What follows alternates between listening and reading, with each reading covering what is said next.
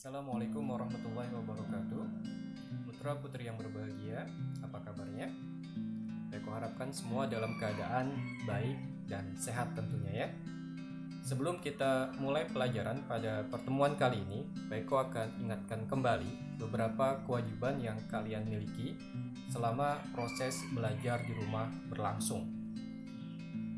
Melihat dari apa yang kalian telah tuntaskan di pertemuan-pertemuan bab sebelumnya, maka Peko mengambil kesimpulan bahwa beberapa di antara kalian masih terlihat kurang disiplin dalam mengikuti materi dan mengerjakan tugas-tugas, sehingga akibatnya terjadi penumpukan tugas yang membuat kalian kerepotan karena harus menyelesaikannya sebagai syarat mengikuti pelaksanaan PTS.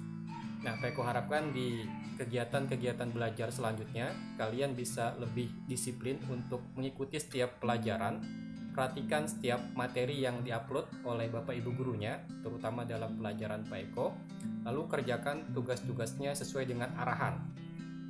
Jadi ketika Peko minta untuk menuliskan komentar di forum diskusi, maka tuliskan di forum tersebut, jangan di tempat yang lain. Ketika Peko minta untuk menuliskan jawaban di kertas, lalu difoto dan diupload dalam menu submit, maka lakukan seperti yang Peko minta. Banyak sekali tugas-tugas yang kalian kirimkan tidak pada tempatnya, sehingga Peko kesulitan untuk memberikan nilai, sehingga pada akhirnya nilai kalian masih terlihat kosong walaupun sudah mengaku mengerjakan. Karena itu Peko harapkan selanjutnya hal seperti itu tidak terulang lagi. Baik, kemudian untuk proses belajar kita, Peko akan tampilkan penjelasan materi dari yang sudah Peko upload di pertemuan sebelumnya. Kalian simak baik-baik ya. Perubahan sosial budaya adalah perubahan pada unsur sosial dan kebudayaan di dalam masyarakat, baik itu bersifat material ataupun non-material. Banyak faktor yang dapat mendorong terjadinya perubahan pada masyarakat, baik itu ideologi, kebijakan pemerintah, maupun gerakan massal. Perubahan yang berdampak pada interaksi sosial normal dan unsur kebudayaan dikenal dengan istilah perubahan sosial budaya. Masyarakat sebagaimana entitas lain dalam kehidupan sosial selalu mengalami perubahan. Ketika perubahan tersebut mencakup pada aspek-aspek sosial dan kebudayaan dalam masyarakat, maka perubahan tersebut dinamakan sebagai perubahan sosial budaya. Faktor-faktor yang mempengaruhinya diantaranya adalah kebijakan pemerintah. Contohnya begini. Pemerintah melakukan suatu kebijakan untuk membuat komposisi penduduk di Indonesia merata. Muncullah kebijakan yang disebut dengan transmigrasi, perpindahan penduduk dari lokasi yang berpenduduk padat menuju ke lokasi yang berpenduduk jarang. Perpindahan masyarakat ini dalam jumlah banyak ke tempat yang baru tentunya akan mengakibatkan perubahan sosial budaya. Tempat yang baru tersebut akan kedatangan unsur budaya baru yang nantinya akan berbaur dengan unsur budaya lama di tempat tersebut. Hal ini merupakan salah satu contoh faktor yang menyebabkan terjadinya perubahan sosial budaya di masyarakat. Ada beberapa bentuk perubahan sosial budaya. Yang pertama dilihat dari waktunya, bisa berupa perubahan revolusi dan evolusi. Yang kedua bisa dilihat dari pengaruhnya, terdiri dari perubahan besar dan perubahan kecil. Yang ketiga dilihat dari perencanaannya, bisa berupa perubahan yang direncanakan ataupun tidak direncanakan. Sekarang kita akan lihat bentuk perubahan sosial yang pertama, berdasarkan waktunya.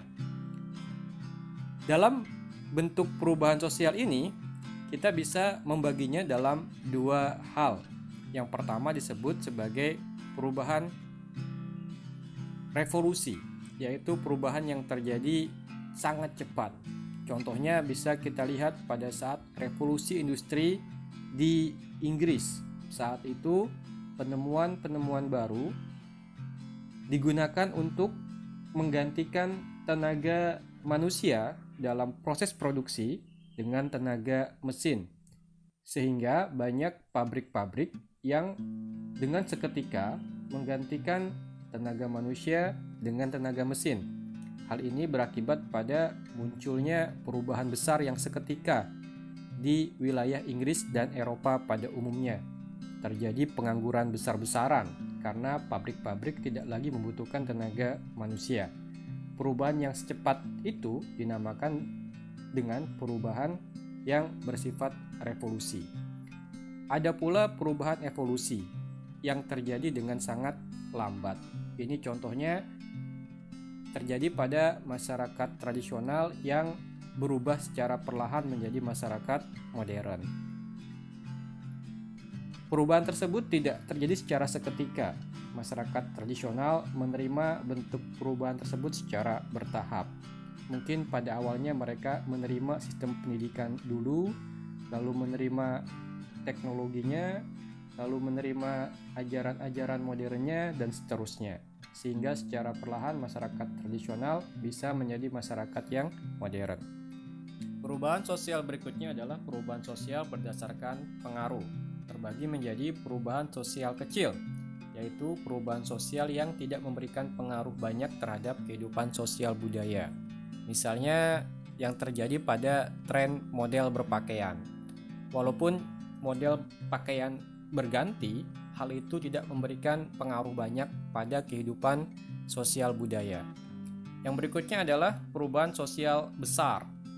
Nah, pada perubahan sosial besar ini, pengaruhnya cukup terasa dalam kehidupan sosial budaya sehari-hari. Misalnya, penemuan teknologi yang merubah cara hidup manusia, seperti perkembangan teknologi komunikasi yang mempengaruhi cara manusia bertukar pesan, atau misalnya penemuan teknologi industri yang merubah teknik manusia dalam menciptakan barang dan jasa. Hal itu pengaruhnya sangat besar dalam kehidupan manusia. Yang terakhir adalah perubahan sosial berdasarkan perencanaan. Ada perubahan sosial yang direncanakan, yang tujuan-tujuannya jelas dan memang segala tahapan-tahapan perubahan ditujukan untuk mencapai tujuan tersebut. Misalnya pembangunan jalan atau fasilitas tertentu yang memang dibuat untuk mempermudah kehidupan manusia. Ada tahap perencanaan yang matang sebelum proses perubahan dilakukan dalam kehidupan sosial. Ada juga perubahan sosial yang tidak direncanakan, yang terjadi di luar dugaan. Hal ini misalnya terjadi pada bencana alam yang tiba-tiba datang, yang kemudian menyebabkan perubahan besar dalam kehidupan masyarakat. Yang dulunya mudah untuk memenuhi kebutuhan karena semua fasilitas untuk itu tersedia, ketika bencana datang maka lingkungan sekitar menjadi porak-poranda dan manusia kesulitan memenuhi kebutuhannya. Putra-putri yang berbahagia, Pak Eko harapkan setelah kalian menyimak apa yang tadi sudah Pak Eko jelaskan, kalian melengkapinya dengan membaca tema yang termuat di buku paketnya masing-masing agar pemahamannya semakin sempurna. Pak Eko akhiri pelajaran pada pertemuan kali ini. Assalamualaikum warahmatullahi wabarakatuh.